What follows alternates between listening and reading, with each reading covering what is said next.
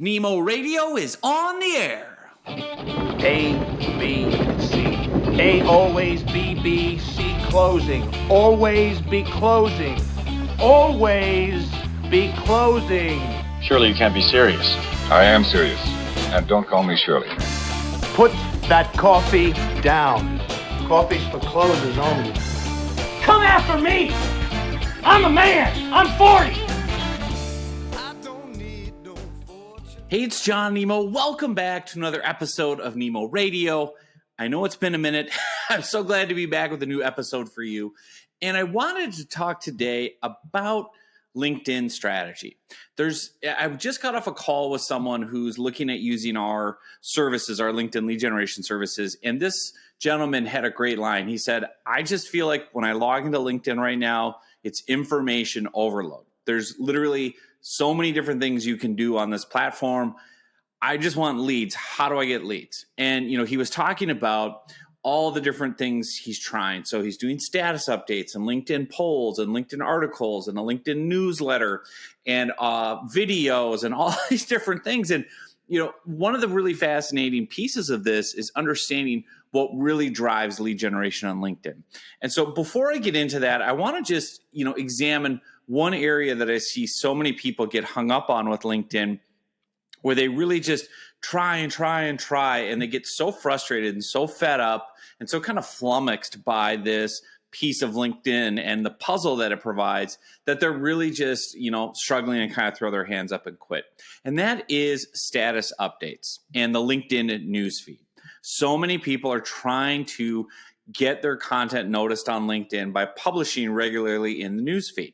And there was a great example that made me think of this, of how hard it is to get noticed and go viral. This guy's name is Richard Vanderblom. He's a good guy to follow on LinkedIn for social selling and things. And he nerds out on the LinkedIn status updates and on the algorithm that, how the newsfeed works and how your posts get shared. And so before I get into what he talked about, one thing to understand with LinkedIn's algorithm, as far as the news feed, which is, of course, the mainstream on LinkedIn where you see people's status updates and, photos and videos and whatever, most people are mistaken in how they think it works. So, for example, if you have, let's say, 10,000 connections on LinkedIn, what used to be the case, or what people, still believe is true, is, oh, well, I have 10,000 LinkedIn connections. If I hit publish and, put a status update out there, all 10,000 will see it on their news feed or their wall or whatever terminology you want to use. That's actually not the case. LinkedIn will only show it to a tiny little percentage of your first level connections. It might be 10 out of the 1,000 people. It might be 100 out of the 1,000 people. It might be 62 out of the 1,000 people. And then based on how your post performs and all these different indicators, LinkedIn may or may not show it to more people. And that's the maddening part about it, is it's not like if you, break your neck to get, 10,000 new LinkedIn connections or 20,000 LinkedIn followers, right? Because people can also follow you on LinkedIn. It doesn't mean they're going to see all your status updates. And so that can be really disheartening and deflating for you if your whole strategy is built on, I want to get attention on LinkedIn by publishing content. And there's so many gurus right now that are still just, get on LinkedIn, the reach is insane, you can go viral, organic, and it's like, well, try it. It's not as easy as you think. And so just to get back to Richard Vanderblom, and he's teasing a report that's coming out in a few weeks. He and his team study the LinkedIn algorithm. And there's other people that do this too. You can follow on LinkedIn. But it was just a good illustration to me of how hard it is to kind of crack that code. Remember, LinkedIn has over 1 billion members. They're owned by Microsoft. So you've got the biggest nerds in the world playing around inside here. And they have so many different things and so many pieces of content and so many people publishing. How do they determine, who gets to see your content, who doesn't, et cetera? And so he was teasing out, like, for the 2024, like, hey, here's the latest with the algorithm. And he talks about there's 9 different factors. Oh, great. Well, that's easy. I'll just cover 9 things. And it was interesting because he gets into the report, the teaser part of it too, about what really, he's finding moves the needle or doesn't move the needle. And so just to get into the LinkedIn weeds here a little bit, a lot of people are under the belief that, oh, okay, if I publish a status update on LinkedIn, the first thing I need to do is get a bunch of people to like and comment and share it, right? And he said, actually, the data begs to differ. Even if you get a bunch of likes and comments and reposts right away, it only really adds 20% to your reach. Like, it doesn't like skyrocket it, because there are like whole LinkedIn pods and LinkedIn groups where people like will say, okay, everyone, I published my post, and 100 people will go over and like it and share it, just auto spam, mash buttons. He's saying it doesn't really move the needle. He's talking about, actually, there's these 9 different factors. So how big is your network and how active is your network? Let's get into the nerdy area of your followers and the metrics and how engaged your followers are on their LinkedIn platform, which you can't control. Consistency in posting all these consistent days and times. Okay. Your topics and trends. Oh, you've got to find hot topics and hot trends. That impacts it. Is also your feed activity. How busy is the LinkedIn feed at any given moment? How much competition is there for fresh content being posted? Oh, great. Okay. Intrinsic quality, like quality really matters. Okay. Well, how do you determine what a quality post is? Is it the photo of your dog and a great story? Is it some incredible business lesson? Is it a quote from Steve Jobs? Like, again, it's a little bit subjective there. But all he's saying is, well, content quality matters. Formats and writing style matter. Okay. Social selling index. There's a ranking for each LinkedIn member called a social selling index. Now, the backstory to this is one of the founders of LinkedIn was a guy named Reid Hoffman, and he was an 80s video game nerd, and he also loved board games. He was a game guy. He loved games, Risk, arcade games, Monopoly, whatever. And so actually back in the day, the LinkedIn conference rooms were named after board games. And so one of the things Reid Hoffman put in that you still see on LinkedIn is kind of a gamification, like, compete and get a different ranking and things like that, like we used to do with video games, or still do, some of us. But you have a social selling index, which will say to you, like, hey, from 0 to 100, here's your score. Try to get a higher ranking by doing these things. So that can impact who sees your post. Language can impact who sees your posts, according to this Richard Van de Blom analysis. So English posts have better reach, right? And you get 30% lower impressions if you publish non-English posts. Okay, great. Then he talks about influencer engagement. So if some big name person comments on your post, that can get 20 times more impact than a person with 100 followers, right? So all of these different things. And he talks about, viral posts are different, and, the top 5%, it really depends on these different factors. So like the whole point of me, just riffing on this and explaining the 9 factors is it's so hard to predict. It's kind of like walking around trying to catch lightning in a bottle. And the good news, if you want to generate leads on LinkedIn, is there's a much simpler way. Much simpler, much better, much more effective. And that is simply this: the money is in the mailbox. On LinkedIn, the money is in the mailbox. It's in one-on-one messaging to your ideal prospects. So let me unpack this a little bit, because I get a bunch of questions whenever I mention that. People saying, well, how do I do that? How do I message my ideal connections? You can only reach out to this many a day. And so again, big picture, step back for a second. If you want a bunch of attention on LinkedIn, you want a bunch of followers and vanity metrics and likes, then by all means go crazy on content, go crazy on, publishing and trying to game the algorithm and the status updates. Knock yourself out. What I've learned the hard way, what I tell my clients is, you cannot deposit likes or comments or subscribes into your bank account, right? So you need paying clients. And the other big thing too, while I'm on this tangent, is having done LinkedIn lead generation for over a decade, both for myself and for clients across like almost every imaginable vertical on LinkedIn, business to business, what really moves the needle is not status updates. It's not responding to people's comments. It's not newsletter subscribers. It's not posting in groups. It's really one-to-one messaging. So no matter what we've tried, and this is myself or for clients, no matter how much content we put out, no matter how good the content is, no matter how many newsletter articles we post, no matter how many subscribers they get, no matter how many people like or comment or subscribe, even chasing those people one-on-one does not move the needle. What really moves the needle for all our clients and myself is direct one-on-one messaging. So let me unpack that a little bit, because hopefully that comes as a relief for you. Like, you can stop trying to figure out every nuance on LinkedIn and every feature, and you can stop thinking you have to publish 100 pieces of content every week. You just don't. What really works is pretty simple. Step one is you have a client-facing LinkedIn profile. And I'll put a link in the show notes if you need to, update your profile, because again, most profiles look like a resume, right? If you need an overhaul, I've got an ultimate LinkedIn profile template.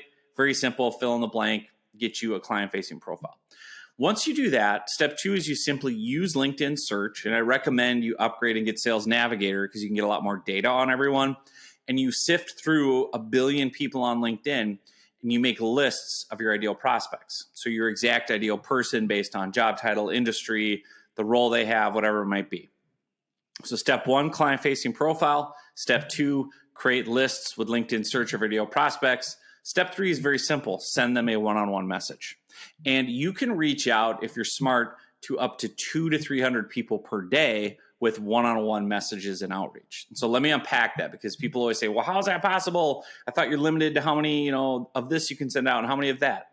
So there's 5 different ways that you can reach out to 200 to 300 people a day, one-on-one. The first one is invites, right? You get so many invites per week from LinkedIn, and you can invite someone to connect that you find on LinkedIn search. That's one. The second one is in-mails, which are paid. If you have Sales Navigator or a paid LinkedIn account, you might get 50 a month or 80 a month or 100 a month. Those are paid one-on-one messages you can send to anyone on LinkedIn.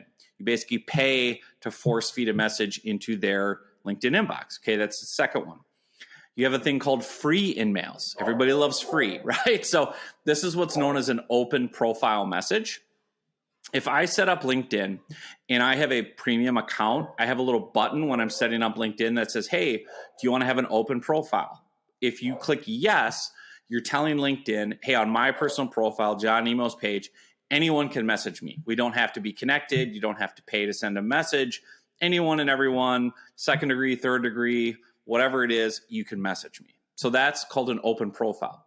There's a way to use LinkedIn search and LinkedIn filters and Sales Navigator to find people that have a, quote, open profile. If you find prospects with an open profile, you can send them a message for free. You don't have to be connected. You don't have to send an invite. You don't have to pay. So that's the third one, is open profile or free in-mail. The fourth one is group messages. So if I join a LinkedIn professional group, I can find all the group members I ever need. So if I say I want to, reach out to entrepreneurs in Toronto, Canada, I can look in Toronto, Canada for a group of, entrepreneurs. There's all these different LinkedIn professional groups, typically based around a profession or a software tool or a job title, like, CFOs on LinkedIn or whatever it might be. So you find the groups where your ideal prospects are hanging out, either based off geography, job title, the type of software they use, interests, passions, whatever. Once you join a LinkedIn group and get accepted, you can message every single group member for free, even if you're not connected. So that's a little backdoor workaround where, again, once I get into your LinkedIn group, if there's 1,000 members, I can go through name by name, look at each person, look at their profile, look at their title, and if they're a good prospect for me, I can message them through the group for free. So that's the fourth way you can get a bunch of one-on-one touches out. The fifth and simplest way is you can message anyone you're connected to at the first degree for free through your LinkedIn inbox, right? So that's 5 different ways. And if you add them all up, and the amount of invites and one-on-one messages and in-mails and open profile messages and group messages, you can easily get 200 to 300 a day out there. And that's what I have found works best, is sending out 200 to 300 of these kind of one-touch, one-on-one messages every single day to your ideal prospects. Think about it like this. You're basically door knocking in virtual neighborhoods. So the difference with, door-to-door sales is you go into a random neighborhood, it's a bunch of different people from a bunch of different backgrounds, maybe even different socioeconomic backgrounds. Some are married, some are divorced, some have big jobs, some have little jobs, right? Some neighborhoods, right, are more affluent, whatever. But the beautiful thing on LinkedIn is you can custom build these virtual neighborhoods. You can say, I'm literally going to go to a neighborhood of CFOs in St. Louis, Missouri, who work in the manufacturing industry. And I'm just going to go knock on 200 doors of St. Louis-based CFOs in manufacturing. And I'm going to know that every CFO whose door I knock on lives in St. Louis, has been in their role for 10 years, is at a manufacturing company with 500 or more employees, and, went to the University of Missouri. Like you can build these perfect little niche lists with LinkedIn and Sales Navigator and spend your time kind of custom messaging these folks. So the idea of door knocking and just talking to them one-on-one, what I see move the needle, both for me and for clients in terms of engagement, interest, attention, all those good things. Now the key piece, and what I'll wrap up with is, well, what do you say in a one-on-one message, right? Because there's so many messages, and everyone I talk to on LinkedIn is just getting inundated and bombarded with spammy, salesy, pushy one-on-one messages. And of course it doesn't work, right? It's just like you don't like getting robocalls or telemarketing calls, so why would you go hire a telemarketing firm for your business? You wouldn't. Just like you hate getting spammy LinkedIn messages in your inbox that are asking you for something like your time or a sales call or a demo. You hate getting those, so don't send those types of messages. What I find works really well on LinkedIn with one-on-one messages is a couple of key factors. One is it has to be super short and concise and just cut to the chase. Meaning your one-on-one LinkedIn message, in-mail, group message should literally be one sentence, one, maybe 2 sentences long. That's it. No more long kind of email style, no more paragraphs. People just don't read it. They won't go through it. They won't engage. They won't reply. So literally one sentence, maybe 2 sentences. The second component of these one-on-one messages is make it permission-based. Don't assume this person wants anything to do with whatever you're offering, even if it's free content or whatever. So obviously don't ask for time, don't ask for a call, don't ask for a demo. Don't even assume they want your free ebook or material or whatever. Like ask permission.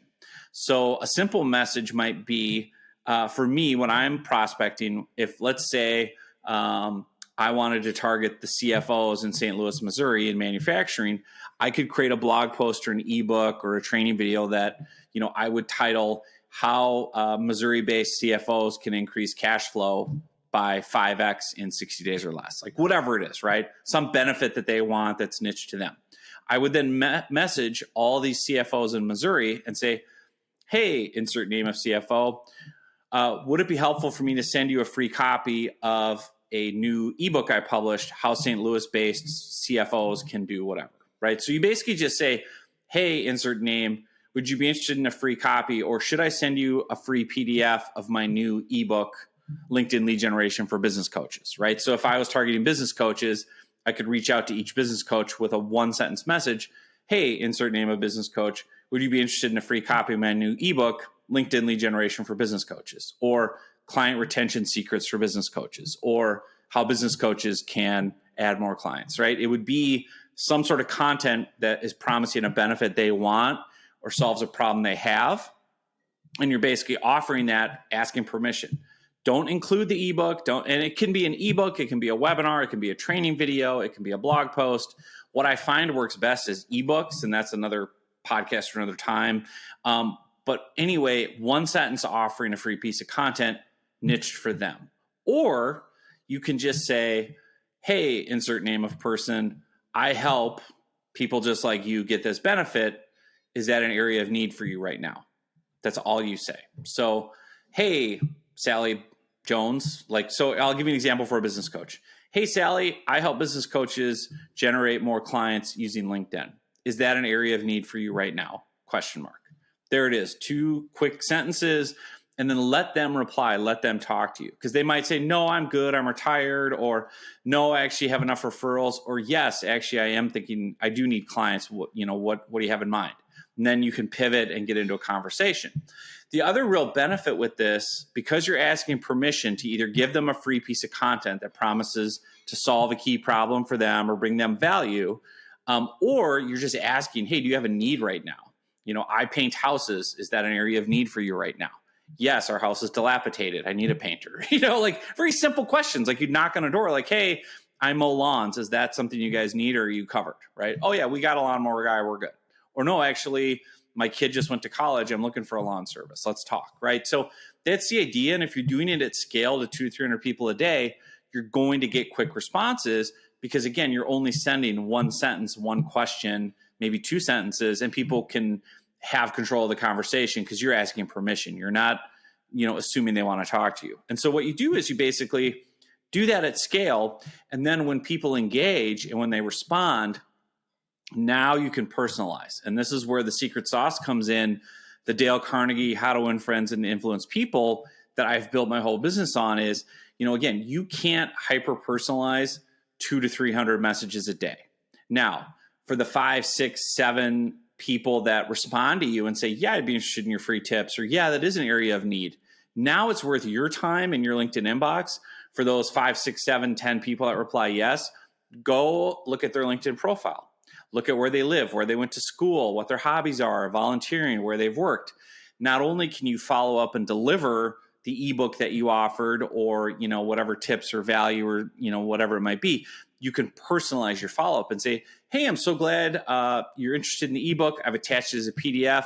By the way, I see you live in St. Louis. Are you excited for the Cardinals baseball team? How are they looking this season? Or whatever it is that you would use as an icebreaker based on where the person lives, where they work. Or, hey, I see you went to such and such college. Do you keep up with the sports teams? Or, congratulations, I see you just won an award for whatever.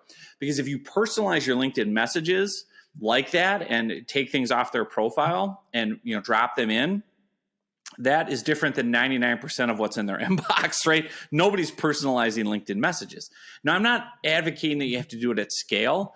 Only once people have said, yes, they're interested in the topic. Like, yes, I'm interested in your topic. Yes, I want your free material. Now it behooves you to not only deliver that topic, but personalize your follow-up by simply looking at their profile, looking for 2, 3, 4 icebreakers based off that information and sprinkling that in. Hey, I see you live in Chicago. I've always wanted to visit. What do you recommend for somebody with 3 little kids? Like, what's the best game plan? And people love to talk about that because guess what? Our favorite topic in the world is ourselves, right? So Dale Carnegie, the quote I live by that I have printed and laminated all over my office is, people do not care about you. They do not care about me. They care about themselves, morning, noon, and after supper. So if you start asking people about their favorite topic on earth, which is themselves, where they live, where they work, what their hobbies are, volunteering, college they went to, they'll talk to you and talk to you and talk to you because it's their favorite topic. And it's not work related. It's not spammy. It's just conversation like you would have meeting someone at lunch or meeting someone for coffee. You just, I see you live in Chicago. How do you like it? How do you deal with the winters? Whatever it might be. And that's really the approach that works. So to kind of summarize this whole thing and bring it in for a landing, really understanding you don't have to do all the different features on LinkedIn. You don't have to try to crack the code on the algorithm and stay up to date on the best practices to get more people to like your posts, because I have not seen that move the needle. I've done this for hundreds and hundreds of clients, and I've done it for myself for well over a decade. And consistently what moves the needle is not all the content publishing. It's having one good piece of content like an ebook, a webinar, a video, a blog post that's really good, that helps people solve a key problem or pain point they have in their business.